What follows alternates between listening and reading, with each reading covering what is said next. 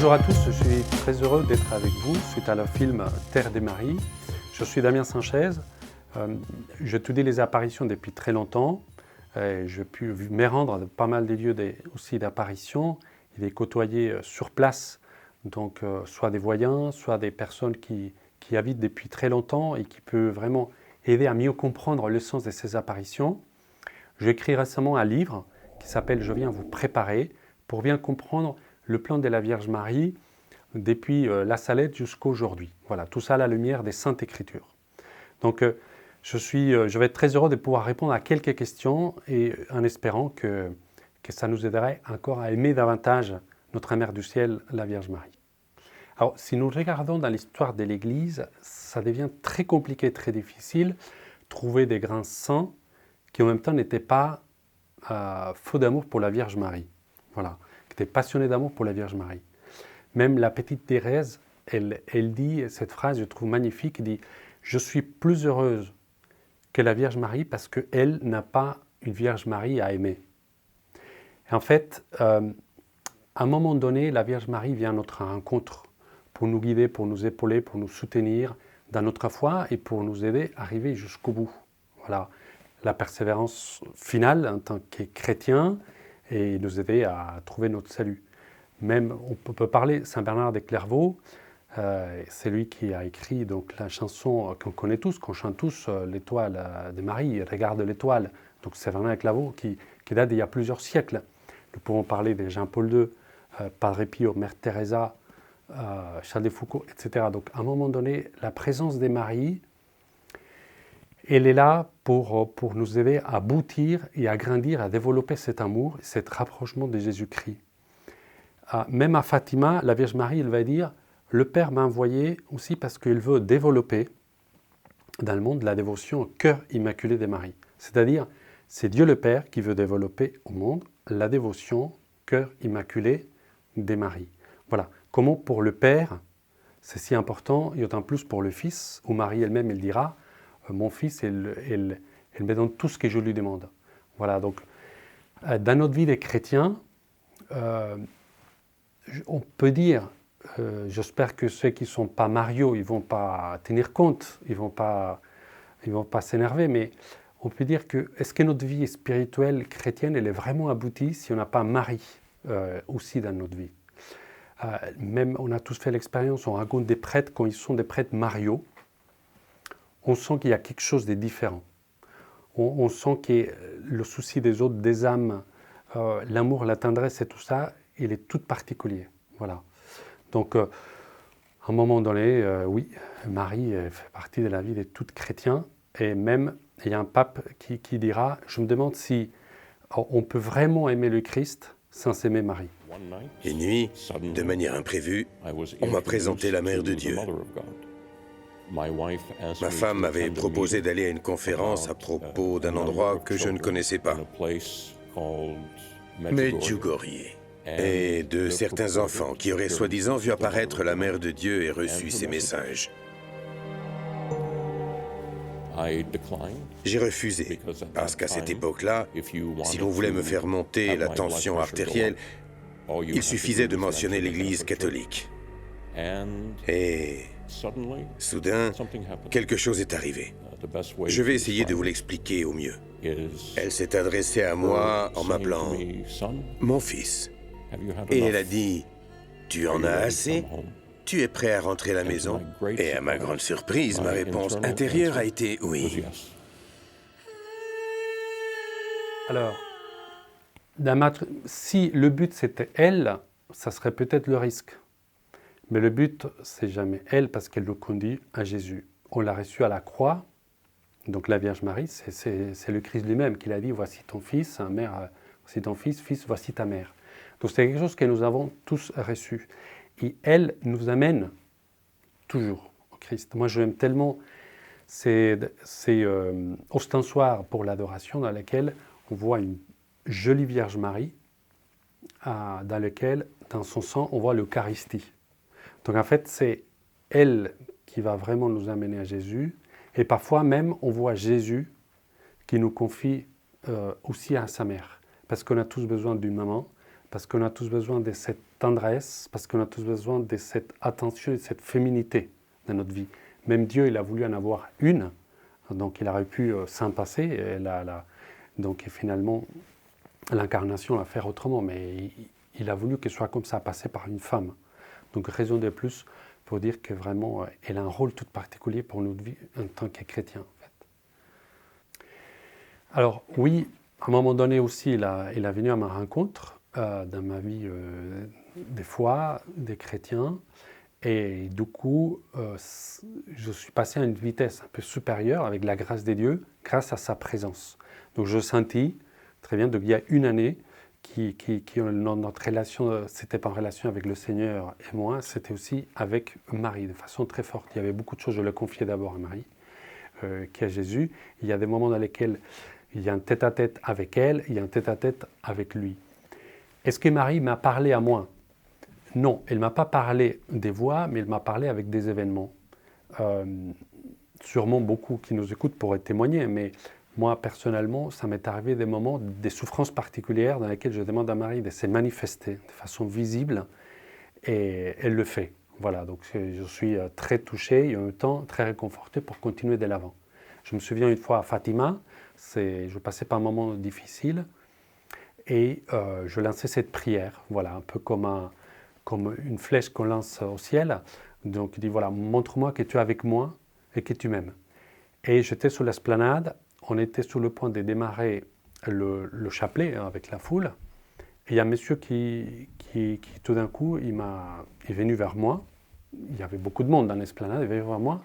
Il m'a dit, suivez-moi, vous allez nous aider à porter la Vierge Marie en procession. Il n'y en était que 4 messieurs. Voilà, donc des gestes comme ça, ça touche profondément. Donc oui, on sent vraiment cette présence. Et sûrement qu'il y a ceux qui nous écoutent, plein de fois aussi, ils ont expérimenté cette présence des maris dans leur vie. Moi, je fais beaucoup d'endroits, surtout ceux qui sont en Europe. J'étais aussi à Guadeloupe, au Mexico, mais après, la plupart de ceux qui on connaît en Europe. En fait, c'est des lieux tout à fait particuliers parce qu'on sent cette présence, cette paix et comment elle prend soin de nous. Et par expérience, ce qu'elle aime bien, c'est on arrive dans ces lieux et plutôt que faire beaucoup de programmes, qu'est-ce qu'on va faire ?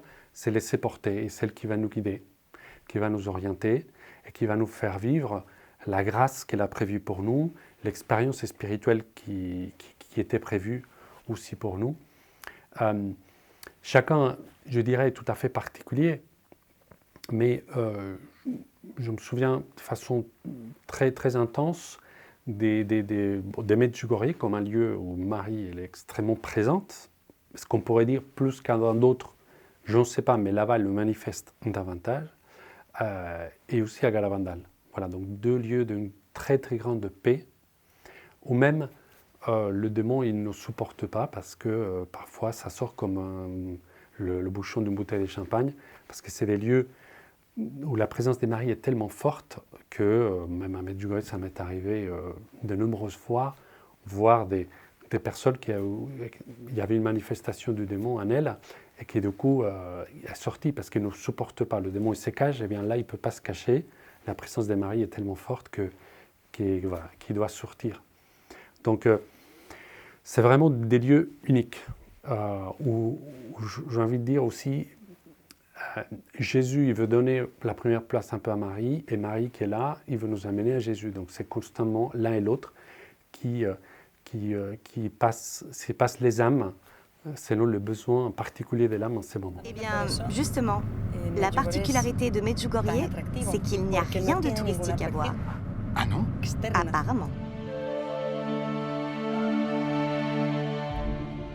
Je pense que la Sainte Vierge a choisi un endroit si difficile d'accès et si peu attrayant, parce qu'en venant ici, elle voulait qu'on ne regarde pas vers l'extérieur, mais à l'intérieur de nous-mêmes.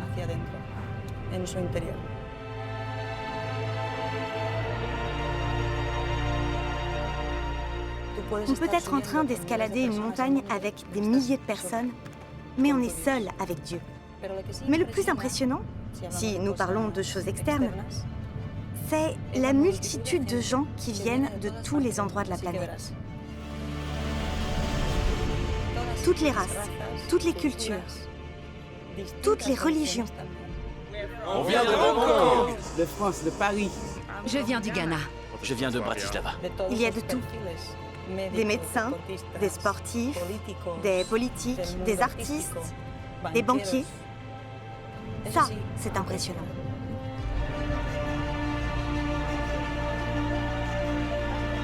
Festival des jeunes de Medjugorje, ensemble avec Marie à nos côtés.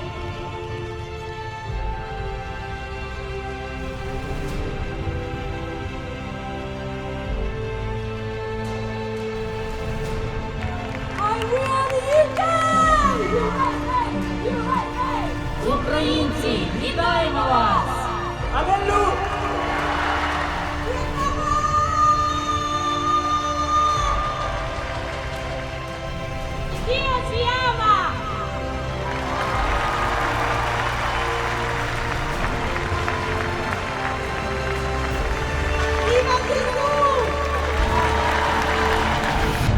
Alors, elle apparaît là-bas de façon toute particulière à Medjugorje, et tous ces fois, parce que Medjugorje fait partie du sommet du plan de la Sainte Vierge pour le salut de l'humanité à notre époque. Voilà, c'est ce que je raconte un peu dans le livre, c'est-à-dire la Vierge Marie, elle a commencé à donner des messages au monde, surtout donc à la Salette, Fatima, ensuite nous avons Amsterdam, Garabandal, Akita, Kiveo, El Escorial et finit par Medjugorje. Et elle a dit à Medjugorje, après ses apparitions dans le monde, je n'apparaîtrai plus sur la terre. Alors, pourquoi? Eh bien, ces apparitions des Medjugorje, comme je suis en train d'expliquer, répondent à un plan qu'il a pour cette salut de l'humanité. Le démon, il a aussi son plan. Il faut aller chercher donc Léon XIII, la prière d'exorcisme qui a développé donc le pape Léon XIII suite à une vision qu'il a eue où le démon demandait un siècle. Il y a le siècle qui est le nôtre, qui est en train ces temps du démon est en train de terminer. C'est pour ça qu'on appelle la fin des temps. Il y en a qui confondent la fin du monde avec la fin des temps. La fin des temps, c'est la fin des temps du prince de ce monde qui est le démon. La fin du monde, c'est le jugement dernier. Voilà. C'est la fin du monde auquel, c'est le jugement de Jésus quand il vient dans la gloire. Eh bien, donc, pourquoi autant de fois et pourquoi sont si importantes ces apparitions? Là-bas, la Vierge Marie, comme dans les autres endroits, malheureusement, on n'a pas vraiment écouté, on n'a pas suivi ses consignes. On n'a pas transmis les moyens spirituels qu'il a voulu nous transmettre pour notre époque, pour se préparer, pour se protéger. Eh bien, la Vierge Marie, c'est comme s'il avait dit, bon, je m'installe à Medjugorje, et là-bas, c'est moi qui va faire la catéchèse. C'est moi qui va devenir un peu le curé, et c'est moi qui va transformer ces lieux dans un lieu des conventions pour le monde, un lieu des retraites pour le monde, des conversions, etc. Voilà. Et c'est pour ça qu'il apparaît autant de fois, et sa présence, elle est si forte, pour nous accompagner main dans la main, pour éviter qu'on sorte du chemin, et pour que tous ces âmes qu'il appelle du monde entier, pour qu'ils aillent là-bas, comme on l'a vu dans le film, eh bien, vivent cette expérience des conversions. Et les gens ne rentrent pas là-bas en disant « qu'est-ce que c'est beau » ou « c'est un lieu merveilleux », etc. Ils reviennent vraiment beaucoup convertis. D'autant plus qu'ensuite, ils vont, dans leur lieu habituel de vie, ils vont créer des groupes de prière. Voilà. Et ils vont changer de vie.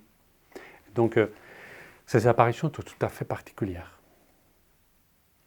Alors, justement, sont les dernières apparitions, et Marie aussi, elle nous prépare. Il veut qu'on soit prêt. Prêt à quoi? Et prêt aux événements eschatologiques. L'eschatologie, c'est ce qu'on appelle les fins dernières. C'est les discours de la fin dernière, et tout ça, on le trouve dans les Saintes Écritures. Il doit se passer plusieurs choses avant la venue définitive du Christ. Saint Paul, il disait, bon, autour de moi, il y en a qui disent, demain, ça y est, c'est la fin du monde, le Christ arrive. Il dit, calmez-vous, parce qu'avant, il doit se passer des choses. D'une part, la dernière, ultime persécution des chrétiens. Comme le dit le catéchisme, l'Église vivra son ultime passion. Ensuite, on a l'interdiction de l'Eucharistie, l'abomination de la désolation. Voilà. Même le pape François, il en parle, un discours qu'il avait fait, quand il parlait de Moyen-Orient, il dit « c'est ce qu'on voit là-bas, ils n'ont plus l'Eucharistie, ils n'ont plus l'adoration, c'est ce qui va nous arriver à tous ». Ensuite, nous avons, on pourrait dire, un moment de purification au grand châtiment, dont nous parle beaucoup le livre de l'Apocalypse. Ensuite, nous avons cette civilisation de l'amour, cette nouvelle Pentecôte.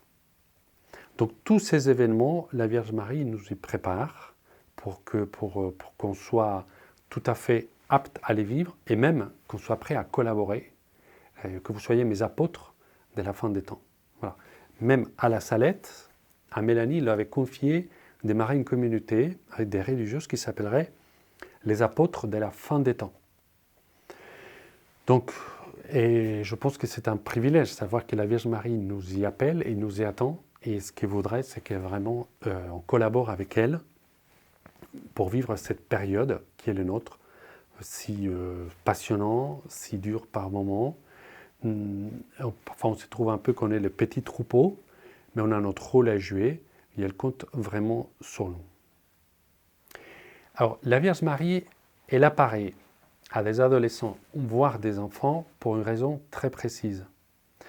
Quand elle a commencé à donner des messages au monde, donc je parlais donc de la Salette jusqu'à Medjugorje, elle a besoin que ces messages ne soient pas changés, qu'ils ne soient pas adaptés, parce que nous, on considérait que telle phrase n'est pas apte, que tel mot est trop fort, que ceci ou cela. Donc le fait de passer par des enfants, c'est la garantie de que le message ne va pas être touché. Donc l'enfant, il va écouter, il va transmettre mot par mot ce qu'il a entendu, point final. Voilà. Le plus beau, je trouve, c'est à Pomain, où la Vierge Marie, elle a montré des lettres dans un voile blanc, où les enfants, ils ont dicté les lettres, et après les phrases ont été constituées. Donc à côté, ils écoutaient ce que les enfants transmettaient, et à la fin, c'est la phrase qui était écrite en entier. Voilà. Donc, une autre particularité, c'est que ces enfants, surtout dans le dernier siècle, après Fatima jusqu'à Medjugorje, dans la plupart des apparitions, sauf Akita, après les voyants ont été des laïcs, qui sont restés des laïcs. C'est aussi un appel pour vivre pleinement notre vocation des laïcs. Avant, donc, à l'époque des Lourdes et autres, donc la voyante ensuite devenait religieuse. Donc maintenant, ce n'est plus le cas. Hein. Et moi, je me souviens bien aussi à Galavandal, quand Conchita lui disait à la Sainte Vierge, moi, je voudrais être religieuse.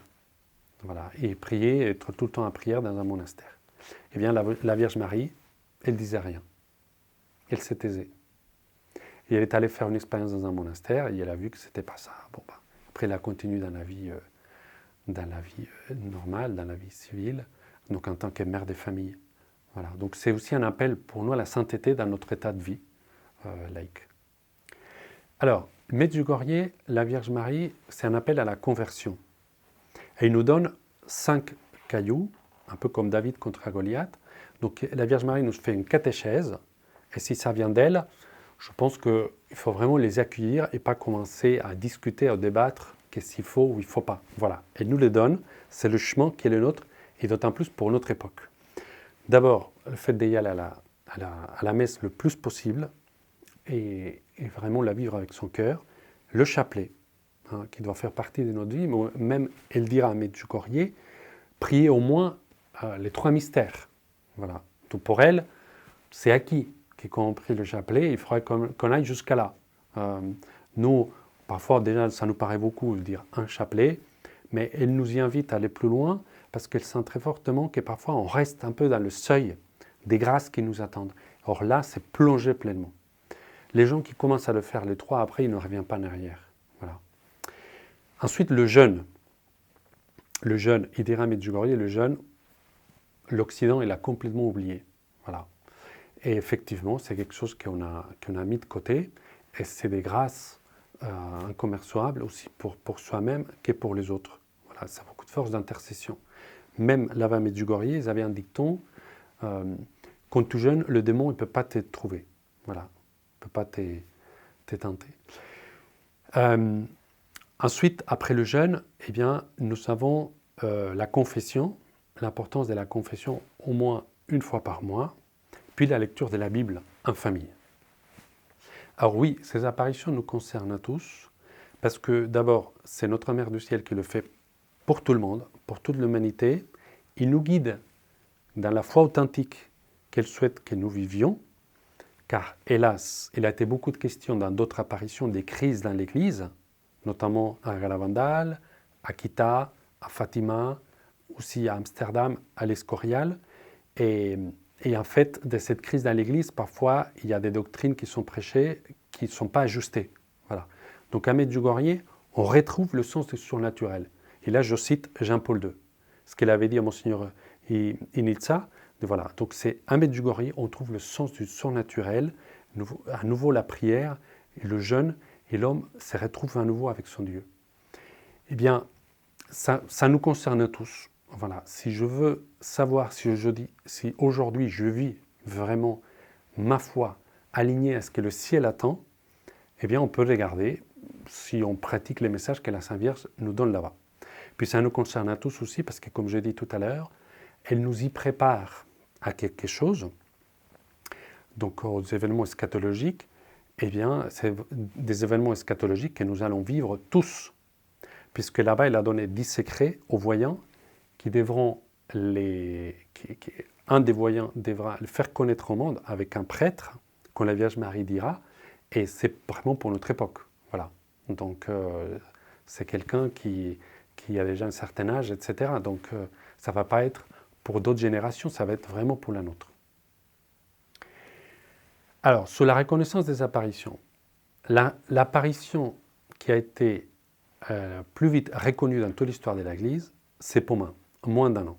Après, nous avons Lourdes, qui a été reconnue de 4 ans, nous avons Fatima, 13 ans, et ensuite, plus les apparitions arrivent dans le XXe siècle, plus ça va être un peu plus difficile et plus long la reconnaissance. Surtout en Europe. Pourquoi? Parce que l'Église aussi, petit à petit, elle commence à être un peu mal à l'aise avec les apparitions, ou un peu trop d'excès de prudence, etc. Alors, Medjugorje, est-ce qu'il faut y aller? Sont reconnus, pas reconnus.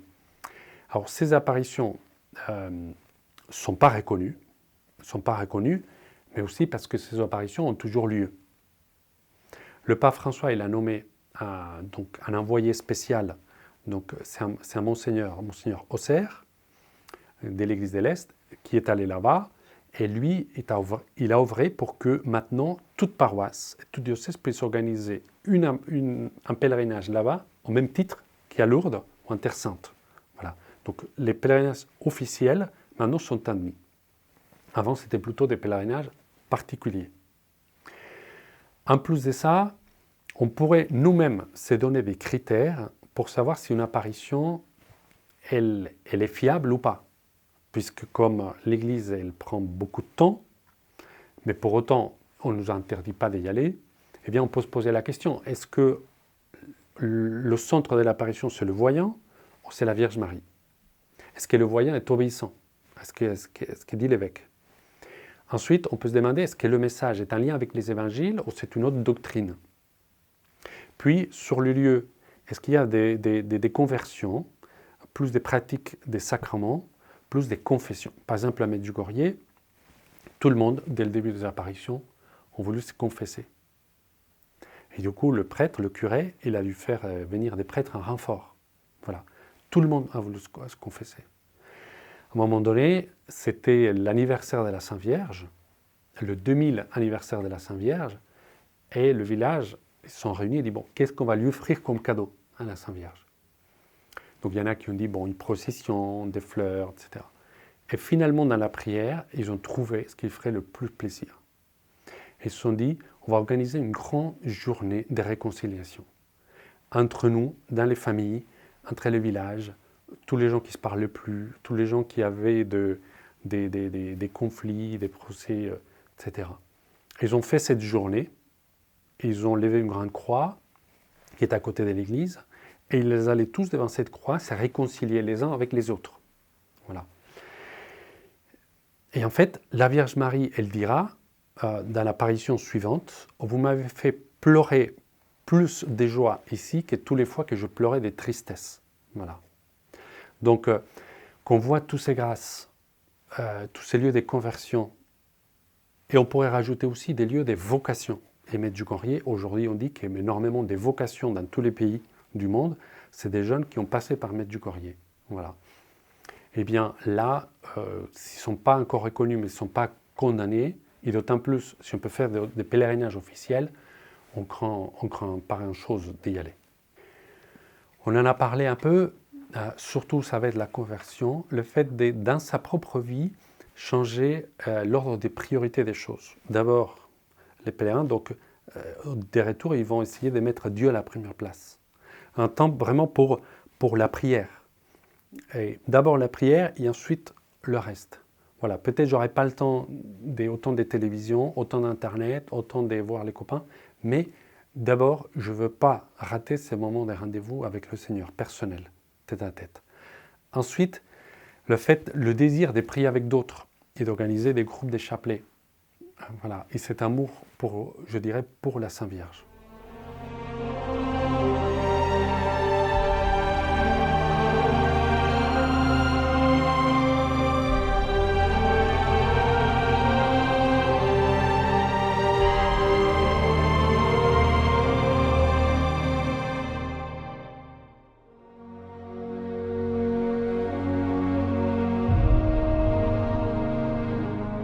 Oui, je voudrais lire 2 messages de Medjugorje. L'un, ça me plaît beaucoup à moi. Donc, elle nous parle en tant que maman, mais avec maman aussi exigeante, qui met les points sur les i. C'était le 25 septembre 1998. Elle dit « Vous parlez beaucoup, mes enfants, mais vous travaillez peu à votre conversion. C'est pourquoi convertissez-vous et commencez à vivre mes messages, non pas par vos paroles, mais par votre vie. Et ainsi, vous aurez la force de vous décider pour la vraie conversion du cœur. » Donc, on est très porté parfois à parler de l'Église, de la foi. Voilà, on va se retrouver à Noël, hein, donc on sera en famille, et facilement on va parler de l'actualité, les messes, tout ça. Mais voilà, il nous dit, vous parlez beaucoup, mais peut-être vous ne priez pas assez. Voilà. Et je pense que c'est il y a un aimant rappel à l'ordre de la Vierge Marie pour dire, voilà, vous oubliez parfois l'essentiel, et moi, mon rôle, c'est de vous le dire, de vous rappeler. Puis, l'importance ensuite de se consacrer à Marie, et pourquoi pas aux cœurs unis de Jésus et de Marie. C'est pour ça que dans ce message, il dit, vous devez vous décider pour une vraie conversion du cœur. Alors, se consacrer, c'est voilà, je t'ouvre mon cœur, je veux que tu puisses estampiller, ça t'appartient, je veux être à toi. Et le deuxième message, le 25 août 91, elle dit « Je veux sauver toutes les âmes et les offrir à Dieu. C'est pourquoi prions pour que tout ce que je commençais puisse être pleinement réalisé. » Tout ce que je commençais. C'est-à-dire que la Vierge Marie, elle nous rappelle, Medjugorje, c'est un plan. Un plan dans lequel j'y travaille depuis des années pour que vous ayez tous au ciel. Donc le fait d'y répondre, c'est aider Marie dans son plan.